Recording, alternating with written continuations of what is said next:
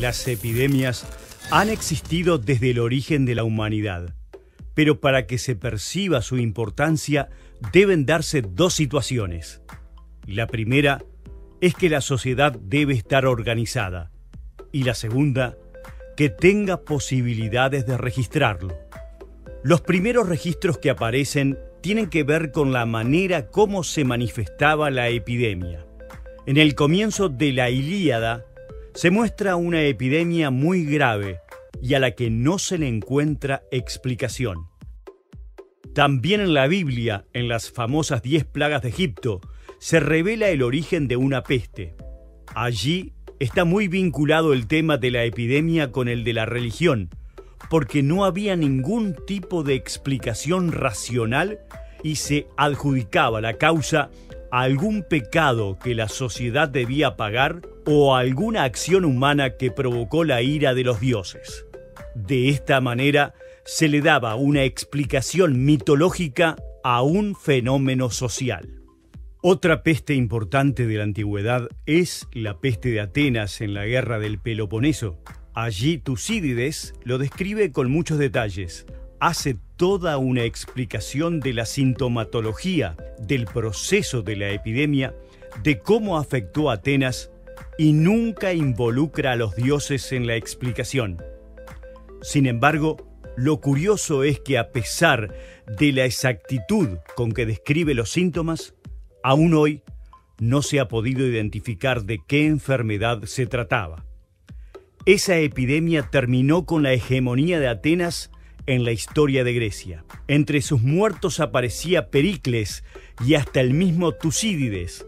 Allí se da origen a la búsqueda de otras respuestas que darían lugar al surgimiento, siglos después, de la epidemiología. Porque si los dioses no son los causantes de la peste, la pregunta que surge es, ¿qué la provoca? A fines de la Edad Media comienza a aparecer la idea de que las enfermedades se contagian de alguna manera. Entonces surgen las teorías de que es por el aire. Y por ejemplo, de allí se origina el término malaria, mal aire. La peste negra de 1348, que puso fin a la Edad Media y cambió la estructura social y económica de toda Europa, se llevó millones de vidas.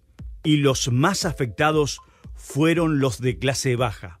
La gente hacía cola para enterrar a sus muertos. Trajo como resultado, en un corto plazo, la liberación de los siervos, porque se necesitaba más mano de obra. Posteriormente, el desarrollo de las ciudades, gracias al comercio, va a dar lugar a la época moderna, en donde se puede observar el impacto de las epidemias en la literatura. Como ejemplo, aparece el Decamerón de Boccaccio.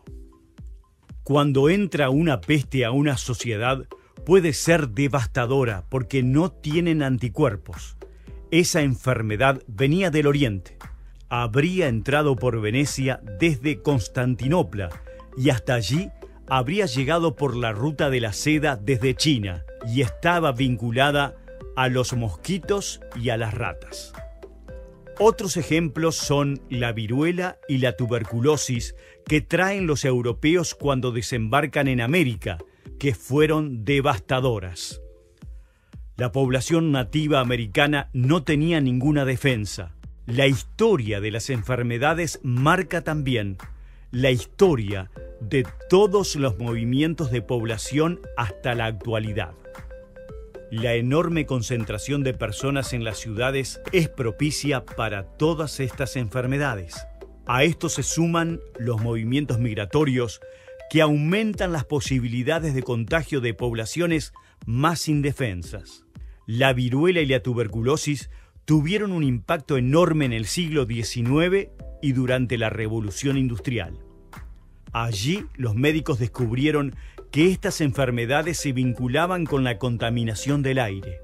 Entonces usaban unas máscaras que tenían un depósito cerca de la nariz donde ponían hierbas aromáticas porque pensaban que el problema era el mal olor, por lo cual si combatían el olor, contrarrestaban la posibilidad del contagio. aparecen imágenes de médicos que parecen cuervos con túnicas largas oscuras con las que se cubrían todo el cuerpo para evitar contacto. Esto y las máscaras le daban un aspecto mucho más terrorífico al médico que a la enfermedad misma.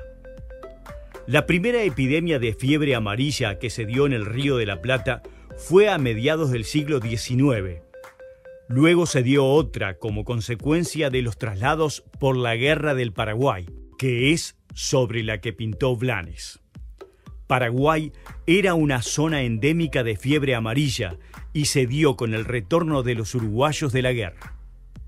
En el éxodo de 1811, en donde se trasladaron en bloque aproximadamente 15.000 personas, no hay testimonios de ninguna epidemia.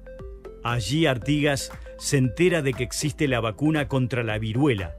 Las solicita, pero llegan los frascos rotos por el viaje. Artigas tenía temor del contagio por las condiciones tan precarias en las que se encontraba la población, lo que significaba un riesgo sanitario. Desde que aparecieron las vacunas, siempre hubo un debate muy fuerte entre vacunas y antivacunas, que todavía está vigente. Y es curioso cómo Artigas inmediatamente se alinea de un lado. En el siglo XX llegó a nuestro país la gripe española. Se había originado a partir del fin de la Primera Guerra Mundial en 1918. Se originó en el marco de una población que estaba muy vulnerable. En Europa y Estados Unidos tuvo un impacto muy grande. En septiembre del año 1947 tuvimos una cuarentena en el Uruguay, producida por un virus que se llamaba la gripe asiática.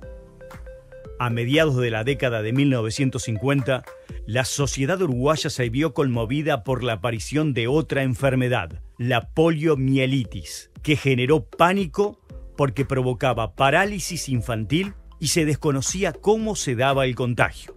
Y no había más defensa que tratar de mantenerte vivo.